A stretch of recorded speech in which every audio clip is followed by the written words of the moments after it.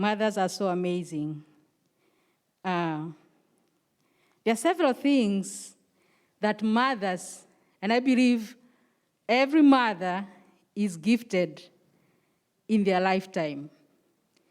And if I try to search myself, and if I try to remember how my mom was, I know and I believe all mothers are gifted in so many special ways. I'm just going to point just a few of them, and mothers there, I know you're going to agree with me. And one of them is every mother knows the footsteps of everyone of their household. Before they even get in the house, when they're outside there, before they even knock the door, the mother knows, amen? Before the husband comes in, they know that's my husband coming in. As the husband tried to open the door, we all have keys, and we all come in the house and open for ourselves, especially here. But your wife knows that's my husband opening the door. God's amazing ways. Do you agree with me, mothers? We know. I don't know how, but all those are gifts from God. Mothers know every voice, and especially of their children. A mother will be sitting inside here in church, and so many kids will be praying outside, screaming, and they will point out, that's my son crying out there. Amazingly. Gifts, wonderful gifts from God. And so we appreciate you all mothers this day, and we thank God for every mother. And you don't have to be a biological mother to be a mother. Even those who God has not given them biological children, they have so many children to take care of. God has so many roles that he gives his loved ones because he knows us. He knows the blessings that he has given unto us. Most of those, even who do not have children, they have more responsibilities. Amazingly, that they have so much. They have so many kids they take care of. And so no one should feel like left out. All of us, we are mothers. Amen? And our reading comes from the book of 1 Samuel, from verse 1 to 15.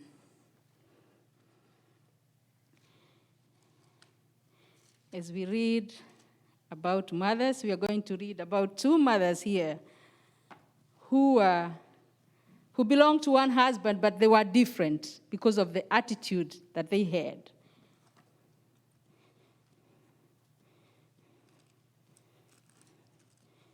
So 1 Samuel, from verse 1 to 15. And let's read together.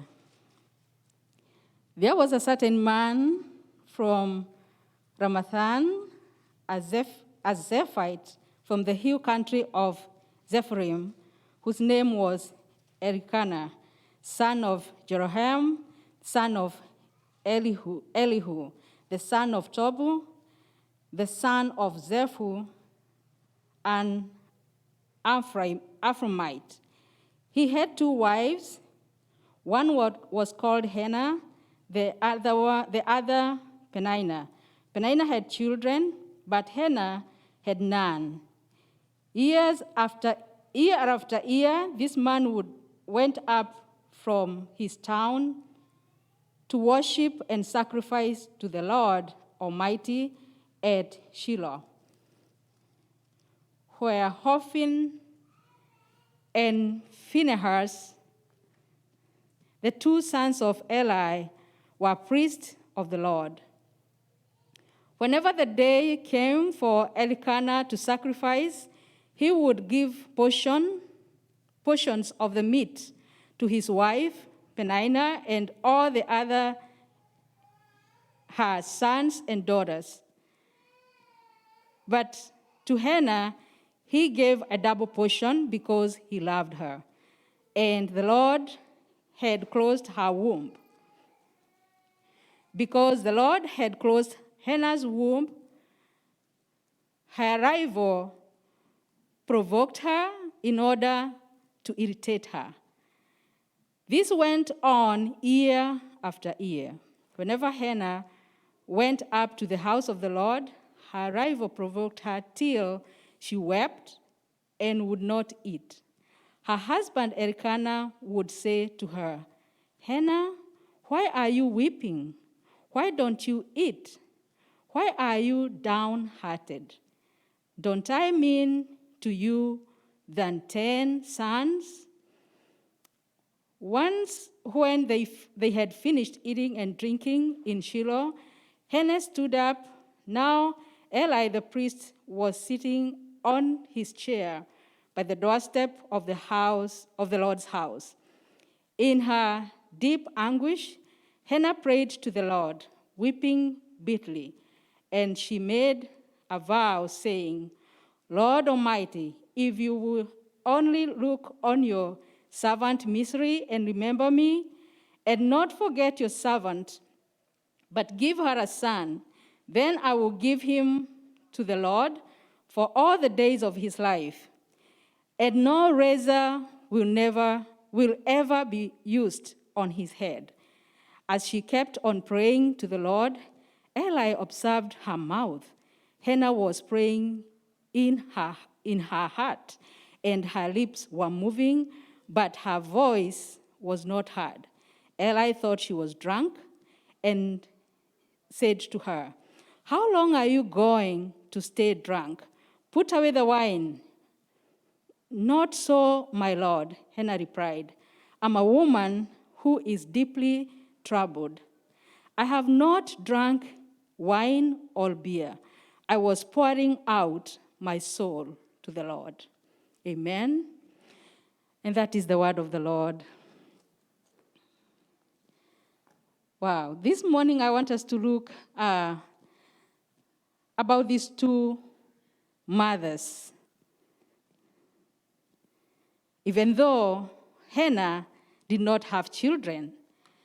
So Hannah was the first wife to Elkanah, but she did not have children. So I'll try to go fast because of our time. And as you know, even in our traditions, most of the time when you marry your first wife, you stay for a while or some years.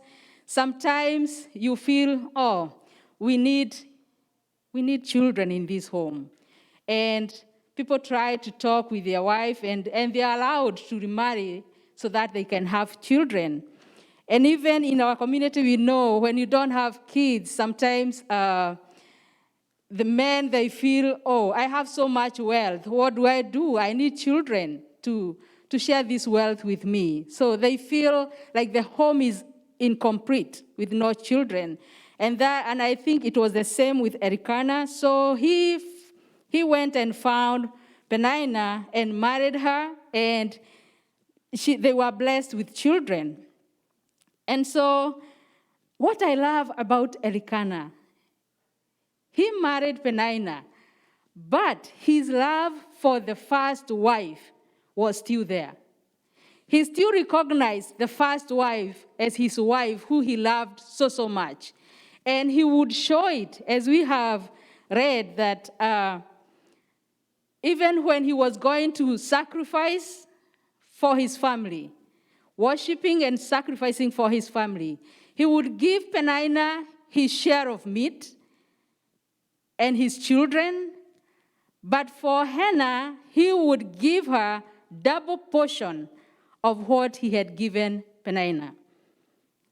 But even though Hannah was so loved by Elkanah, even though she was getting double portion, she was in a situation that was troubling her so much because of Peninnah. Peninnah was these people, and we have them even at our homes. We have them in our families. We have them in church. They want you to feel small, wherever they are. When they come in, they only want their presence to be felt. They look you down. They make you as much as uncomfortable as they can. They try all their best to discourage you in anything that you do. And I was trying to remember even back home, like when we would gather back home, and sometime in our families, the Penina spirit, whoever is blessed with the Penina spirit, when they come in, everybody will be quiet, or they will look at the gate and they say, "Gai kego kaga," because the peace is gone now. No one is going to speak in that home. And when she gets close to you, she will say, "Can't you even receive what I've brought to you? You are just looking at me, even without even saying hi to the people that they have found." Instead of welcoming the people, or even waiting to be welcomed, you coming in, provoking others, demeaning others, making others look like they are not worthy. That was Penina. And I would imagine Hannah in such a bad situation. I would imagine how Elkanah would be giving them their share of meat. And they are together here, and they walk to the house to go put their meat in the fridge. And maybe they would walk together as they walk to the house. And Penina would ask Hannah, "Oh, you have so much. Is that going to be enough for you and your kids?" Ladies, we know how to talk. And because she knows herself, she has kids, but Hannah does not have kids. But maybe she would question her, "Is it going to be enough for you and your kids?" Such things, so that she can feel intimidated. And so, what I love about Hannah, there is nowhere that I read that Hannah asked for herself. There is nowhere she fought for herself. She had a weapon that she knew this weapon is the best one for Penina. And that's the weapon I want us all mothers this morning. If you have not been using this weapon, it's the sacred weapon that we need to be using whenever we go through difficult times. And the weapon is the prayer as your weapon. Invest in prayer. Hannah invested in praying for Penina. And she did not cast her anywhere. I didn't see anywhere that she cast Penina. She was only praying well. Wait upon the Lord and let him know your needs. Pray until they think you're drunk. Like the men of the Lord thought like Hannah was drunk, but she was not drunk at all.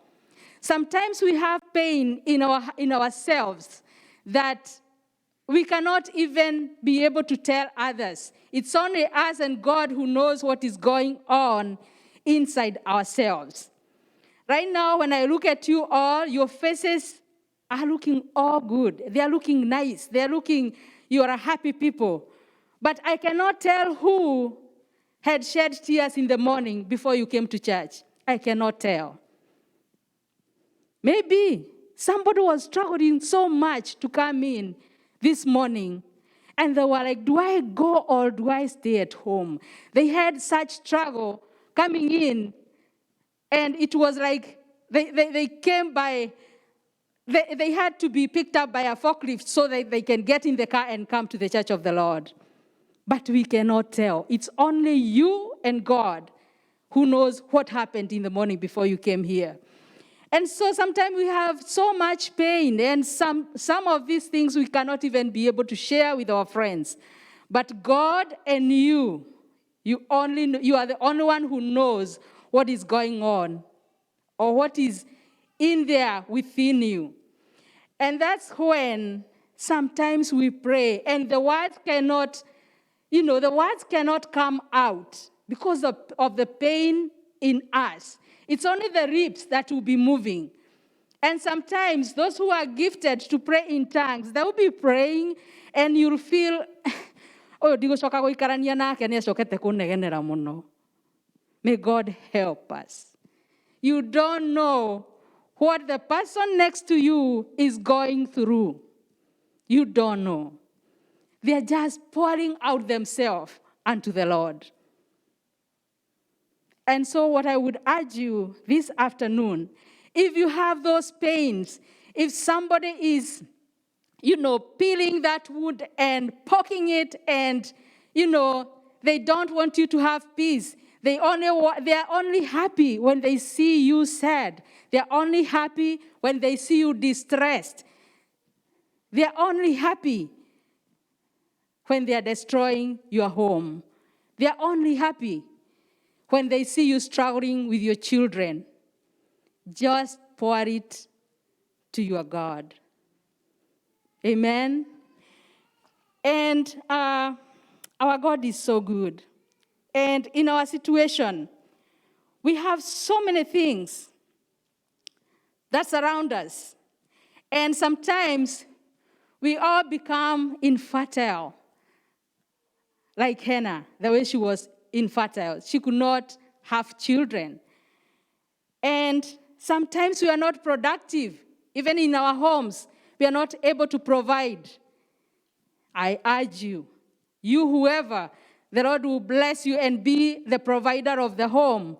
At that time, it is only for a while. It is only for a while.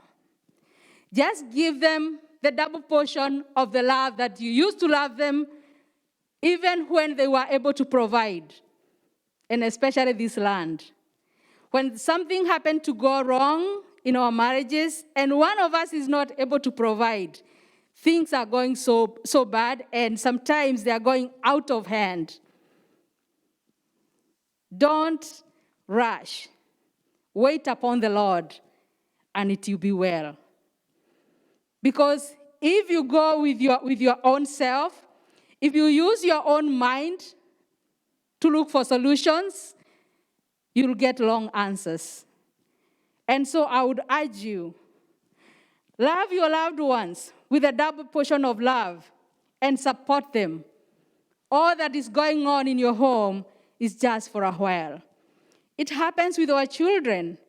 It happens with our family, with our extended family. Whatever is going on is just for a while. Hannah did not have children because the Lord had chose to close her womb at that time.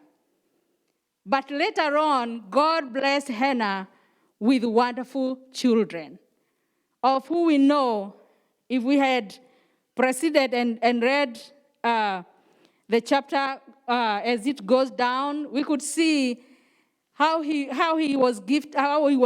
was blessed with a son, and she took him to the house of the Lord as she had promised the Lord, and he stayed there, and the Lord anointed the son while in his house. So there is nothing that will limit your blessing from God. He will bless you. You just need to surrender yourself to God. And don't revenge. Don't ever revenge. The revenge is him who knows how he do it.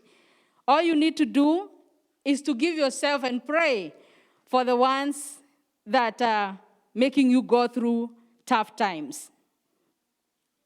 And so Hannah was so patient, and she kept persisting. She kept investing. When we go and invest our money, we don't go the following day to get what is there. We give it time.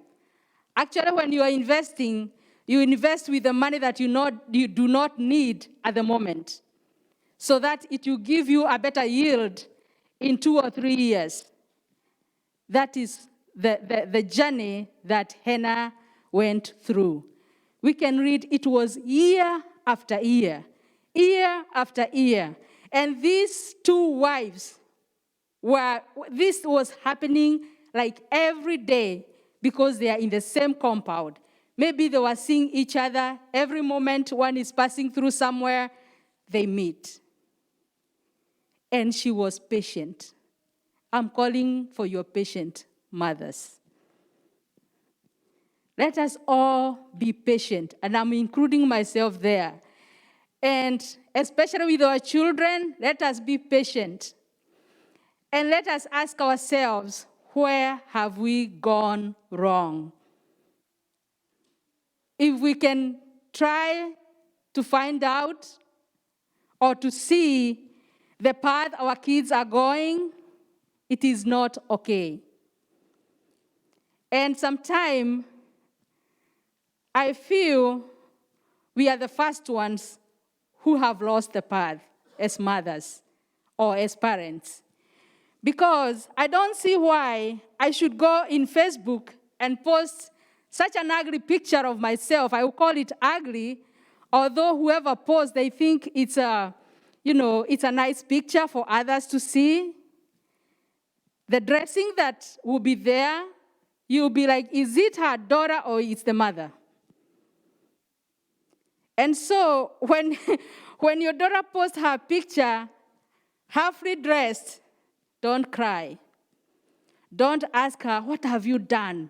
Do you know how many have seen this? You started it. You, the mother. Let us make choices and good choices of what to post in those media stuff and what not to post. Some people are they feel so bad because some of these, like Facebook, they are doing so good to spread the word of the Lord, and especially these days, most of the people are not able to go to church. And they are there, and in a good way, if they are used in the right way, they are very helpful. And then why should you, a mother, choose to make others feel like, I want to delete my Facebook now and now? I don't want to be seeing this. And the person you have made them feel that way, that's the only way they can hear the word of the Lord. That's the only way they can sit there and feel comforted by the word of the Lord. They feel lifted by the word of the Lord. May God help us not to have benign spirit and we don't know. Because when you're doing that, you to yourself, you feel you're doing good and it satisfies you, but you're damaging others. Let the young ones, let our daughters, let our sons learn from us. And I believe they learn they learn from our actions more than they listen to what we tell them. So that when you speak, the words you tell them, they flash back and see, this is mom saying this. What does she do? She wants me to do this, but why does she do that?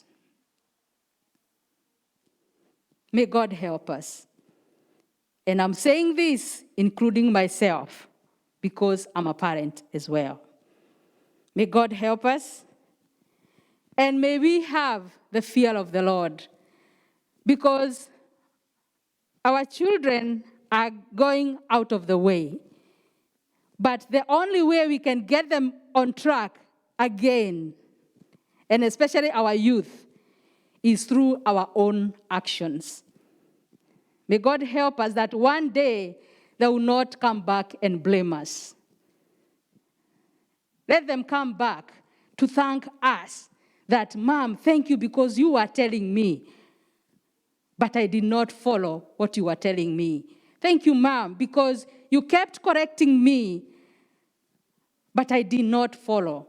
But don't let them come to blame you that, Mom, you started this, and I saw you did it, and that's why I did it, because I thought it was a good thing because you did it first. May our God help us.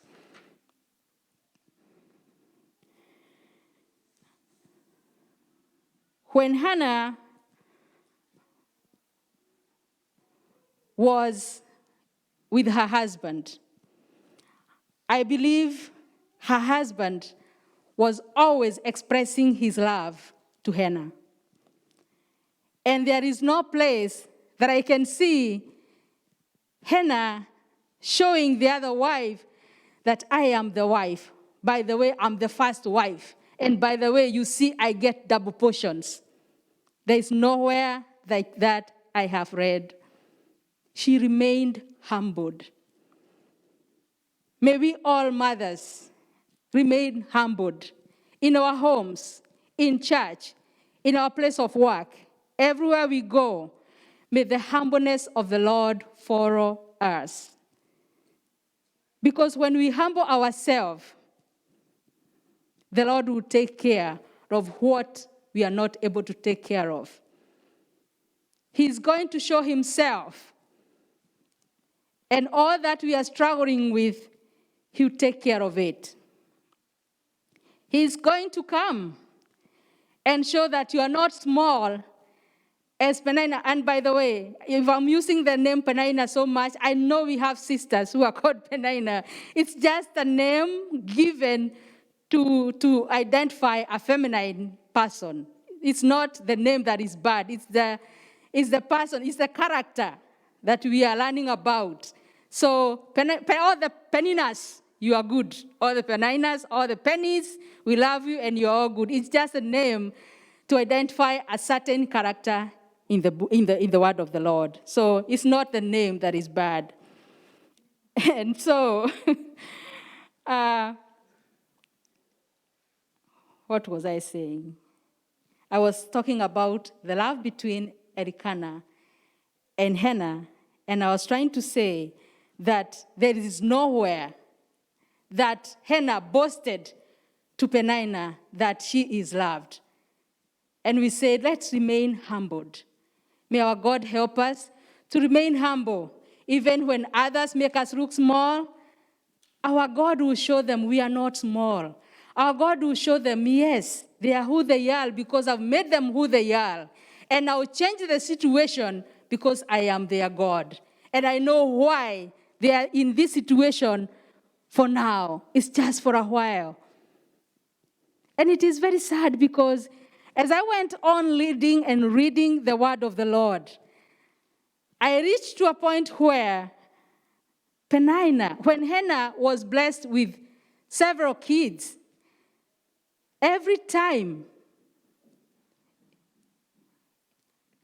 I'm telling you this so that you can pray for those who you know. We have them in our families who have the Penina spirit or who acts like Penina.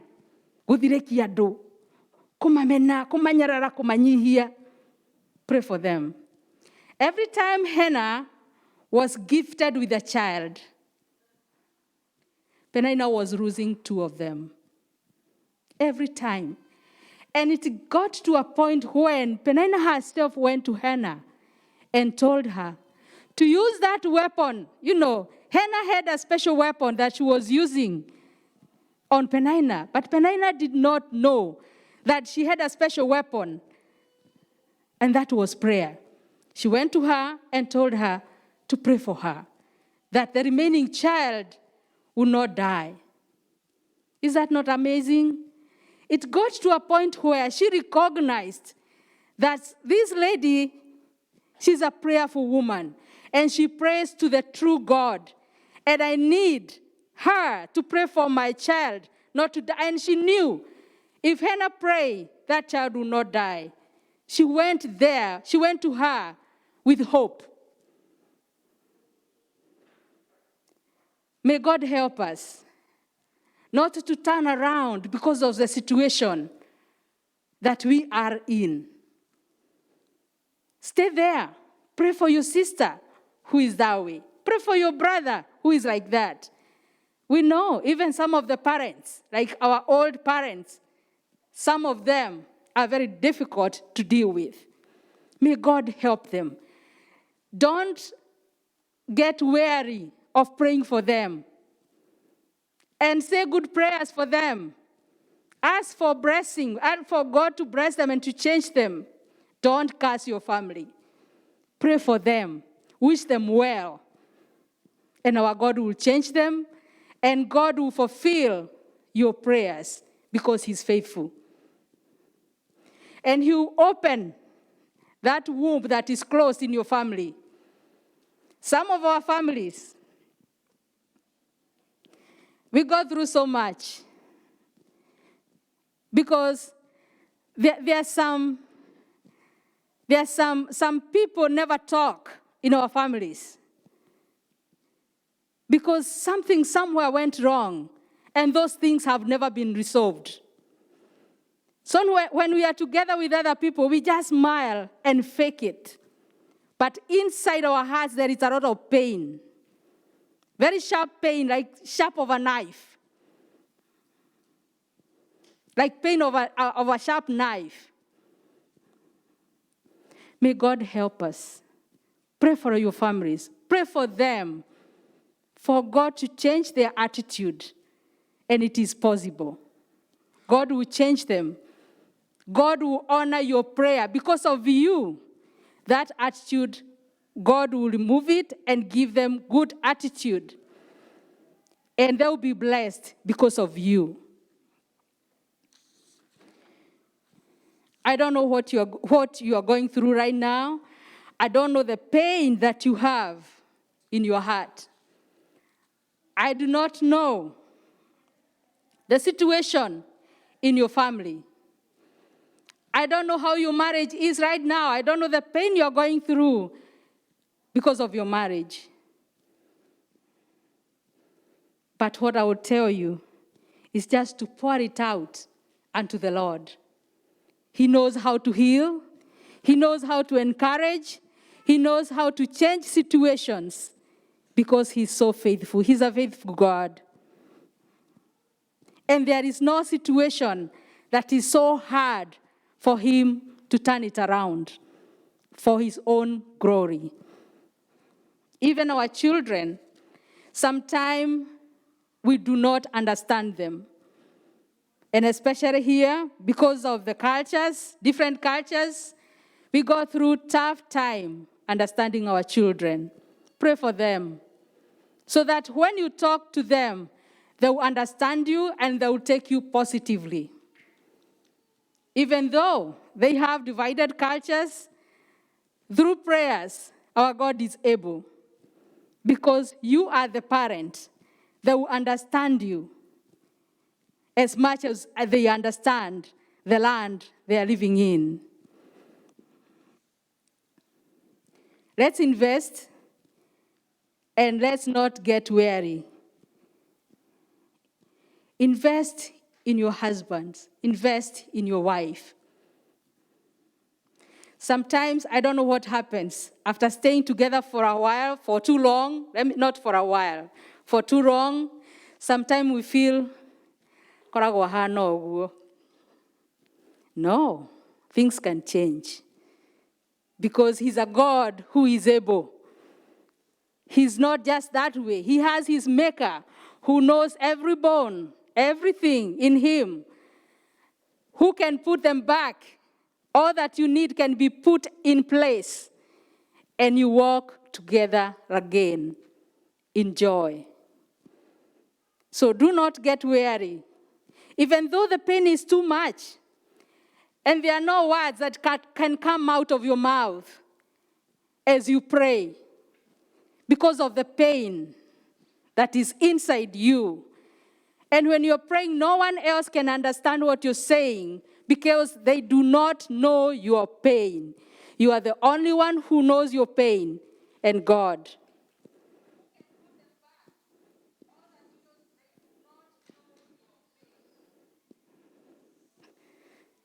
So keep praying.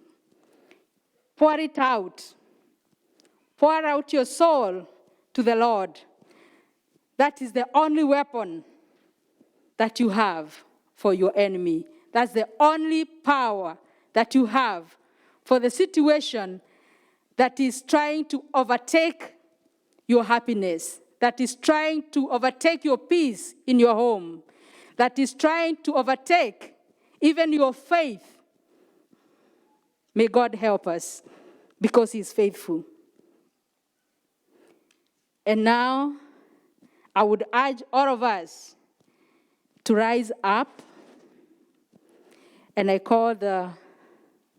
humbly call the praise and worship, and you give us the I surrender song